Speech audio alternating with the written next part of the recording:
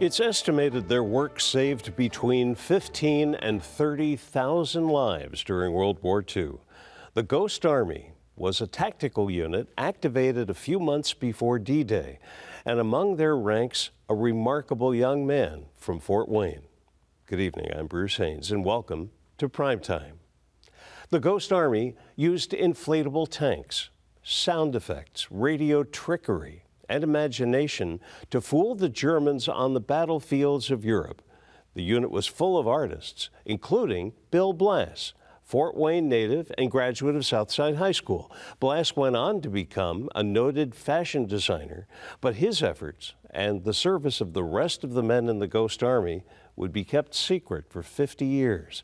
In 2013, documentary filmmaker Rick Beyer helped share their story with the world. In March of 2024, members of Congress presented surviving Ghost Army veterans and their families with a Congressional Gold Medal for their unique and distinguished service. May their story be told in this and every succeeding generation. May it be told in our cities and towns, in our schools and places of worship, to our friends and neighbors, and to our families. May their righteous deeds and heroic memory live with us and a grateful nation forever and ever. And today on Primetime, we will talk about the campaign for that Congressional Gold Medal that took a number of years. And we'll also learn more about Bill Blass's service in the Ghost Army and hear of some of the other ways that people are continuing to honor his legacy and to tell these stories. Joining me today from Chicago is Rick Beyer, the filmmaker who helped tell the story of the Ghost Army. And in studio with us, Kathy Carrier, who is president of Bill Blass Legacy Incorporated. And welcome to you both. This is great. It's great to be here. Yeah. And Rick, let's start with you. And for those who may be stepping into this in the middle of the storyline, for background, how do you explain what the Ghost Army was? Well, you said it. They were a tactical deception unit that used inflatable tanks and sound effects and illusion to fool the Germans on the battlefields of Europe.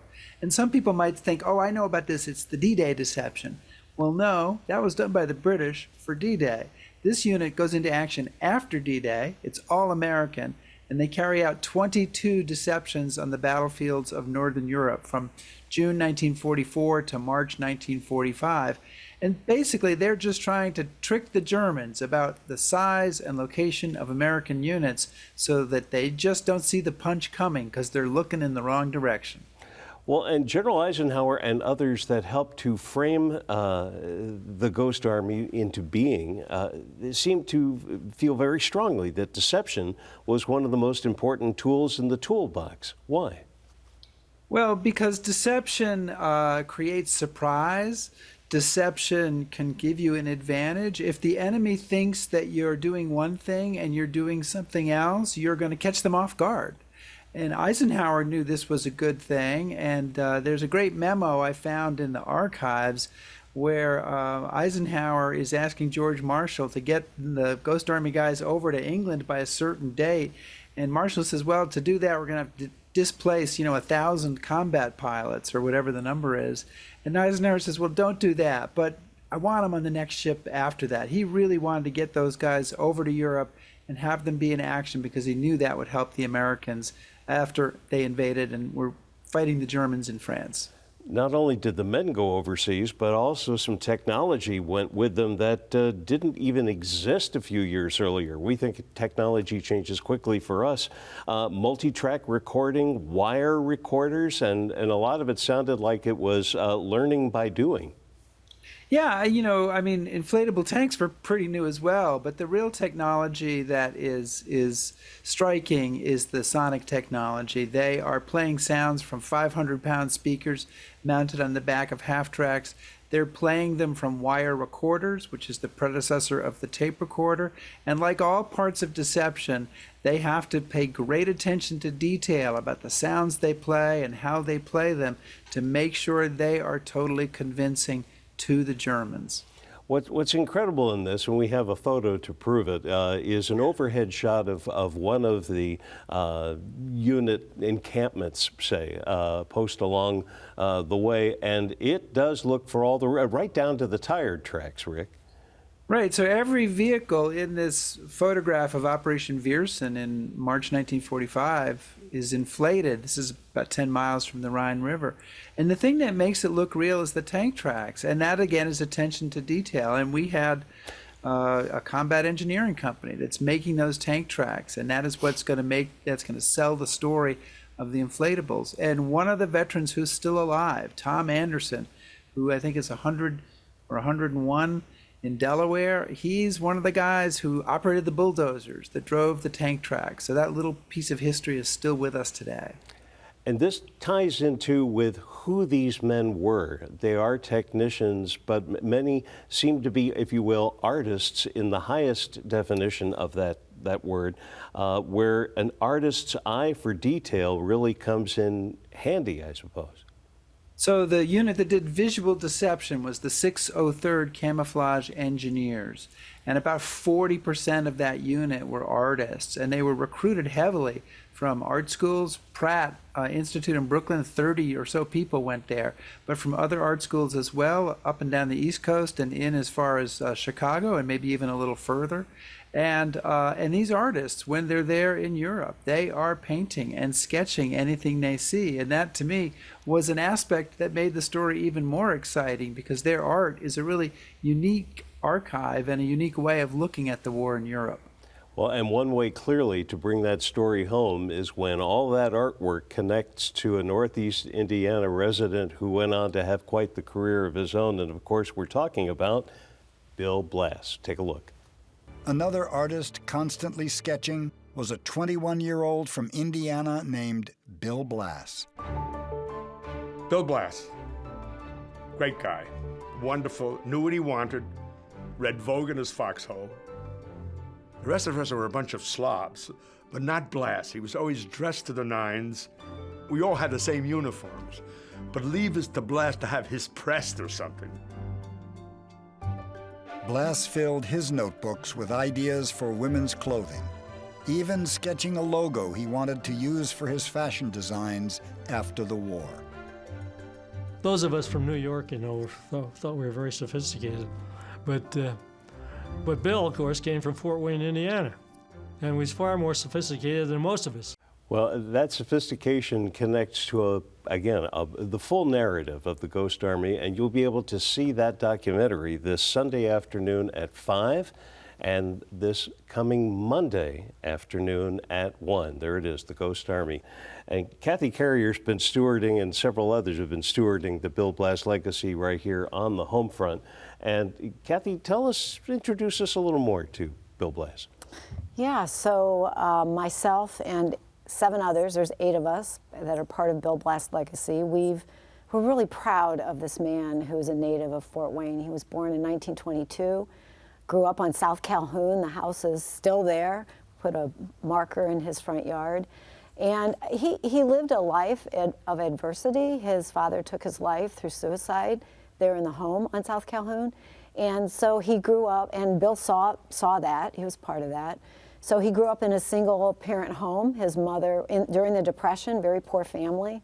And all through that childhood, he had this dream of becoming a fashion designer. Crazy, right? So he went to Southside High School. And today, in fact, we're doing a lot of things over at South. So he was a Southside High School student, sketching dresses, selling his dress sketches to a dress manufacturer in New York during the Depression while he's in high school. He was making money doing that. Remarkable, really remarkable. He then went to New York to pursue his fashion career and was recruited out of the Parsons School of Design into the Ghost Army. He voluntarily joined the Army to be part of World War II and joined the Ghost Army. And we're really proud of that. He's a hero. He's a decorated hero. And following that, he had a 50-year fashion career. He was known across the globe for his skill and expertise in both men's and women's fashion. And his career was remarkable. He won something like 27 fashion awards. So, and he was an entrepreneur. He never gave up. He He figured out how to design women's clothes and men's clothes and upscale clothing. He branded his Bill Blass brand and got royalty income. I mean, he was an incredible entrepreneur. What a man, what a story, and he's a Fort Wayne native. We're really proud of him. I notice and smile too, the quote of his, "When in doubt, wear red." Yes. What's going on with that? Well, he actually designed, we were in New York a couple years ago, and we saw 1,500 of his dresses in one place, and they were all sorts of colors and designs and fabrics, not just red. But that's one of his famous quotes, that when in doubt, wear red. He loved vibrant colors, though. He loved, his fashion was all over the place. And you can see so much of this legacy online through the courtesy of your own computer and the work of Bill Blass Legacy and the Allen County Public Library as well. The Bill Blass website is one which will give you a full tour of so much of his career. There it is, BillBlassLegacy.com. And the Allen County Public Library, that's an interactive site of sorts, I believe. Yeah, we're fortunate with the Genealogy Center there run by Kurt Witcher. It was Kurt's idea. He's like, don't just end the Bill Blass celebration at the end of the 100 days.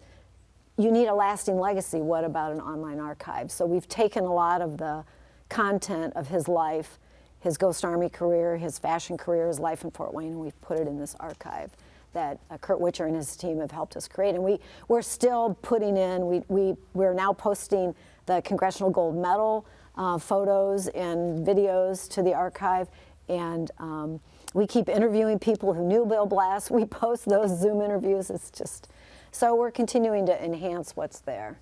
And this is a way of tying Ghost Army to Bill Blass that much more, because the thread is really the notion of preserving legacy. Yes. And keeping memory alive. And Rick, you have been quoted as saying that it has been 80 years since the Ghost Army landed in France, 19 years since you came to this story, 9 years that you've been working on the gold medal.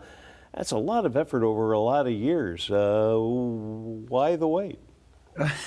Why so long on that project? Well, I have spent, I was entranced by the story when I first came across it, and wanted to make a film, and I was turned down by the History Channel, and I had never made an independent film before, but I said to myself, how hard can it be?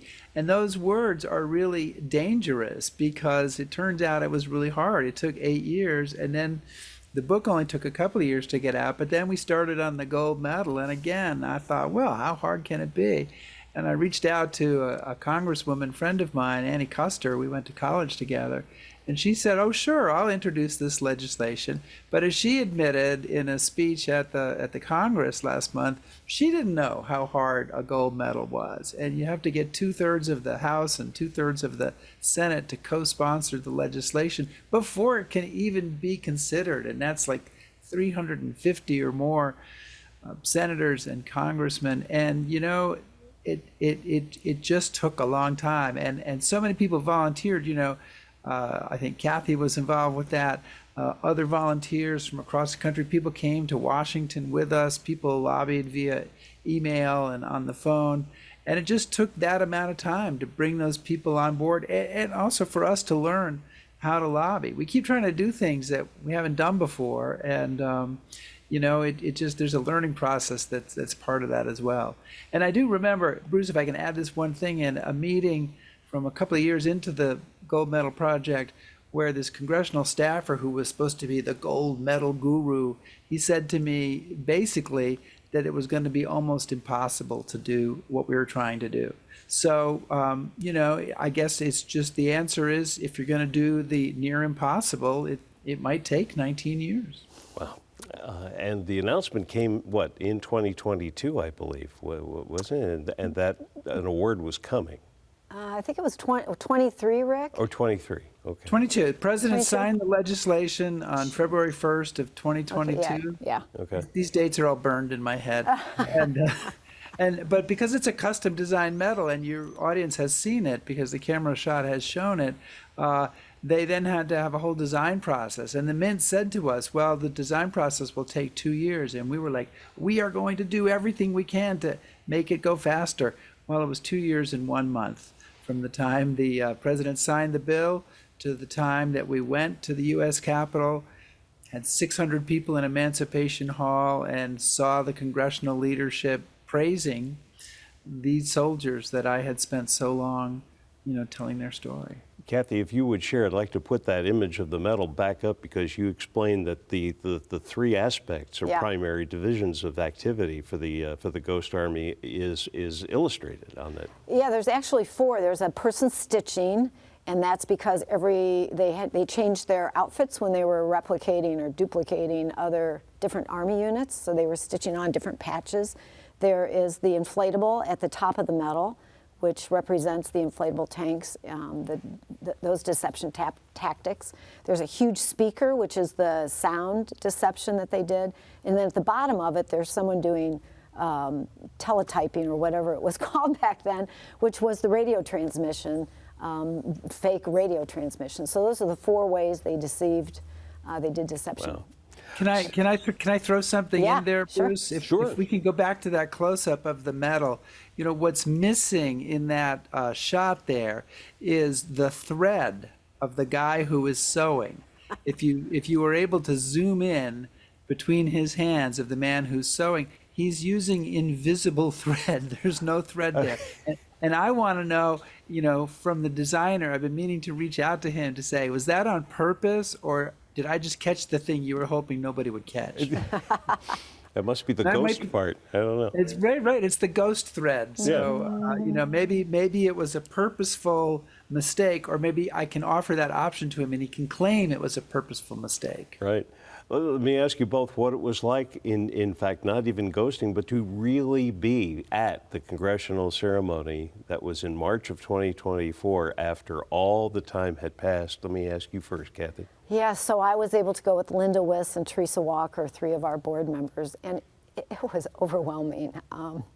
You walk into this huge hall, there's 600 people, all relatives, mostly all relatives of Ghost Army members, grandkids, children, and so we're all there. We're there plenty early. You have to go through this huge check-in process, which is really overwhelming for, if you're not used to that level of security. So you finally get in there and you sit down. We turned and looked behind us, and there's just all of these cameras and the press there. I'm never involved in things like that. And so I just found it to be overwhelming. And what really struck me was, it seems that our nation is often so divided. And so we sat there during the ceremony just transfixed by the speakers. There was the Secretary of the Army and various members of Congress, the Speaker of the House. Rick spoke very beautifully. Bernie, one of the Ghost Army members, spoke. And all of that came together. But at the end of every single person's talk, they all said the same thing. They said something like, "We're proud of this nation. God bless America." The patriotism was unified. It was very, very short. It was very loud. It was remarkable, and it was beautiful. Wow. We sat there and cried through most of it, frankly. Rick, how about for you, sir? Well, I think overwhelming is a great word because my emotional level was very high throughout this whole ceremony and watching it unfold after all these years. And yeah, like Kathy said, all those people who were there, all the cameras, when we were standing up there on the stage posing for a picture and staring at this sea of photographers trying to take our picture, that was pretty amazing. And what really impressed me was the way that you had, the Secretary of the Army, you had the Chairman of the Joint Chiefs, the Chief of Staff of the U.S. Army, you had Speaker Mike Johnson and Mitch McConnell, and they are all treating these Ghost Army soldiers with the utmost of respect. Really leaning in some cases kneeling on the ground to talk to the men in wheelchairs, doing anything they can to get their story and to honor them. And that is what I was hoping for when we started this gold medal process, and it was just so deeply satisfying to see it happen. If we could return that last shot to the screen, perhaps, Rick, you could point out to us who the 3 surviving members were of the Ghost Army who were receiving the awards there that day. There we go. Right. So towards the left, second from the left, standing up, is John Christman, who's just in remarkable shape for a 99-year-old man.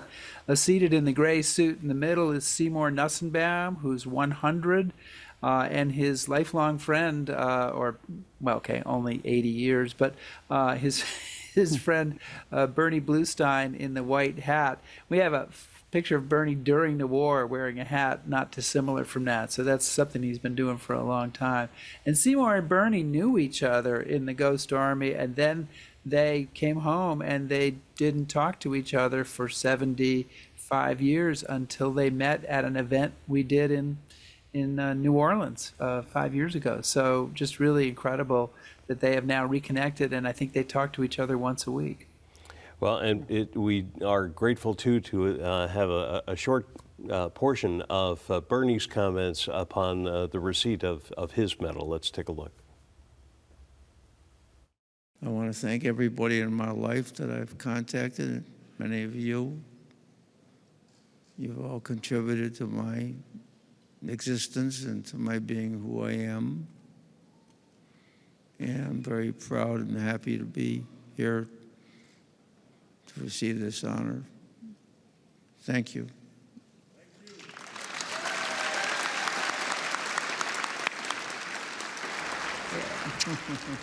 Very Thank sweet. Thank you for your service. Yeah. Well, amazing moment. And amazing, too, in that hindsight provides this perspective of all those 20 missions and across the time spent in action, only 3 Ghost Army soldiers killed and dozens wounded in carrying out their missions. I mean, in relative terms, this is a unit that is being asked to be fired upon. I mean, that was a realization for them. And so to have this as part of the objective total, if you will, we're always sorry for loss. We're grateful for service. They defied a lot of odds, Rick. They really did. And I mean, there's a whimsical aspect to the story. Hey, we're using inflatables on the front line. And there's this serious aspect that 3 of them were killed, 25 or 30 were wounded fairly seriously. But they were lucky. It could have been far, far worse. And I think it's also a mark of how good they were at conducting their impersonations, that the enemy never caught on to what they were doing, never realized that a deception unit was operating against them. And I think that's another really important thing to remember about this extraordinary World War II unit.